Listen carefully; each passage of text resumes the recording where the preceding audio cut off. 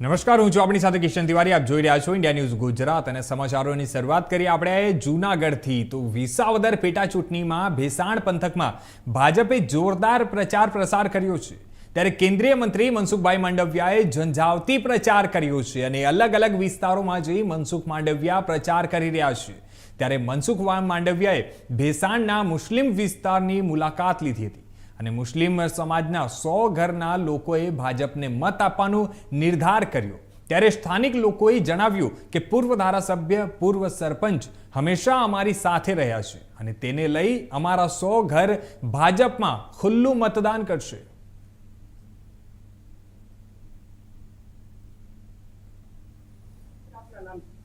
મારું નામ દાદુભાઈ મુસાભાઈ શેઠા, ગામ ભેસાણ. આજે માનનીય મંત્રી શ્રી મનસુખ સાહેબ ભેસાણમાં પધારેલ હતા અને અમારા મુસ્લિમ સમાજની મુલાકાત લીધેલી હતી. તો અમારા ભેસાણની અંદર જે 100 મકાન છે, અંદાજિત 400ની આસપાસનું અમારું મતદાન છે. તો અમે મનસુખ સાહેબને એવી ખાતરી આપી છે કે મુસ્લિમ સમાજ ખુલ્લું મતદાન અને ભાજપ તરફી કરશે. અને અમારા મનસુખ સાહેબ અને અમારા ભેસાણના પૂર્વ ધારાસભ્ય શ્રી ભૂપતભાઈ ભાયાણી, અમારા ભેસાણના પૂર્વ સરપંચ શ્રી રામજીભાઈ ડુંગરભાઈ ભેસાણિયા, અને અમને હર હંમેશ સાથ અને સહકાર મળ્યો છે. અને જ્યાં અમારા ખૂટતા કામ અટકાણા હોય તો ત્યાં તેઓ રાતે 12 વાગે પણ અમારી સાથે ઉભા રહીને અમારા કામ જે લીગલી અમારા જે સામાજિક અને જે વ્યવહારિકના પ્રશ્નો હોય એમને સોલ્વ કરેલા. તો આ સમાચાર પર વધુ વિગતવાર વાત કરવા માટે અમારી સાથે જોડાઈ ગયા છે અમારા સંવાદદાતા ભાવિક જોશી. જે ભાવિક, હમણાં હાલમાં જે હિસાબે આપણે જોઈ શકીએ છીએ કે જે વિસાવદર પેટા ચૂંટણી છે તે પેટા ચૂંટણી જ્યારે યોજાવાની છે અને તેને લઈને અત્યારે તમામ પાર્ટીઓ દ્વારા પ્રચાર પ્રસાર કરવામાં આવી રહ્યું છે અને જેને લઈને ભાજપના મનસુખભાઈ માંડવિયા જે છે કેન્દ્રીય મંત્રી તે પહોંચ્યા હતા. તો શું સમાચારો સામે નીકળીને આવી રહ્યા છે?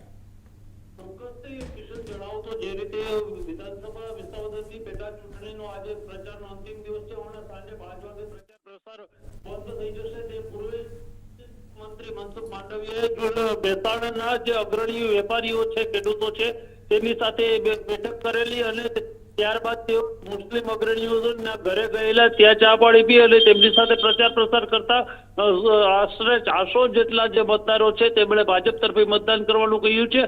હાલ તમામ પક્ષો દ્વારા જે છે તે પ્રચાર પ્રસારને લઈને એડી ચોટીનું જોર લગાવવામાં આવી રહ્યું છે. બીજી તરફ વિસાવદરના હમણાં જ મળતા સમાચારો મુજબ જે છે તે તોડજોડની જે નીતિ ચાલી રહી છે તેને લઈને ગોપાલ ઇટાલિયા દ્વારા પણ સ્ટિંગ કરવામાં આવ્યું છે અને રૂપિયા 2 લાખ રોકડા પકડવામાં આવ્યા છે, જેની પોલીસ ફરિયાદ પણ કરવામાં આવી છે. જી ભાવિક, આપણે વાત કરીએ તો જે હિસાબે આપણે જણાવ્યું હમણાં હાલમાં કે ગોપાલ ઇટાલિયા દ્વારા જે પૈસા આપવામાં આવતું હતું અને તે જઈ કંઈ સ્ટિંગ ઓપરેશન કરવામાં આવ્યું છે તેને લઈને હમણાં હાલમાં રાજકારણ ખાસું ગરમાઈ રહ્યું છે. આપણે વિસાવદરની જો વાત કરીએ, વિસાવદરમાં જ્યારે પેટા ચૂંટણી યોજાઈ રહી છે, હમણાં હાલમાં તમામ પક્ષો એમાં લાગી ચૂક્યા છે. તો ત્યાંનું હમણાં હાલમાં સ્થાનિક વાતાવરણ શું લાગી રહ્યું છે? કારણ કે તેઓને જે પાર્ટીઓ છે, જે મેઇન 3 પાર્ટી છે, આમ આદમી પાર્ટી છે, કોંગ્રેસ છે અને ભાજપ છે.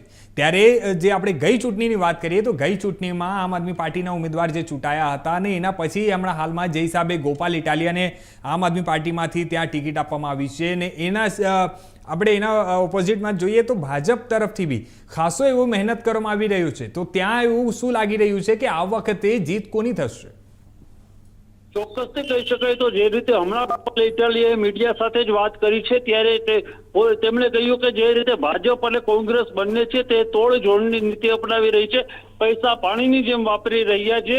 ત્યારે એક તરફ તમામ પાર્ટીઓ જે છે તે મતદારોને રીઝવવા માટે તનતોડ મહેનત કરી રહી છે, પૈસાને પાણીની જેમ વાપરી રહી છે. તો બીજી તરફ ગોપાલ ઇટાલિયાએ આ બંને મુખ્ય પક્ષો તરફની વિરુદ્ધમાં જે છે તે પોલીસ ફરિયાદ પણ કરી છે. ત્યારે હવે આખરે જોવું એ રહેશે કે મતદારો છે તે કોની તરફ ઢળે છે. 19મી તારીખે એટલે કે 2 દિવસ પછી મતદાન થવાનું છે, 23મી તારીખે મત ગણતરી થવાની છે. ત્યારે એક તરફ જે ગ્રામ્યમાં આપણે જોવા જઈએ તો ગ્રામ્યમાં પણ જે વિસાવદરની જનતાનો ઇતિહાસ રહ્યો છે, પૂર્વે પણ કોઈ જે એનું મન છે નથી જાણી શકાયું, તેમ આ વખતે પણ રાજકીય પંડિતોના ગણિત ખોટા પડે તેવું અત્યારની મિનિટે લાગી રહ્યું છે. હાલ હું વિસાવદરમાંથી જ આપની સાથે વાત કરી રહ્યો છું. જી ધન્યવાદ ભાવિક, અમારી સાથે જોડાવા માટે અને આ તમામ જાણકારી અમને આપવા માટે.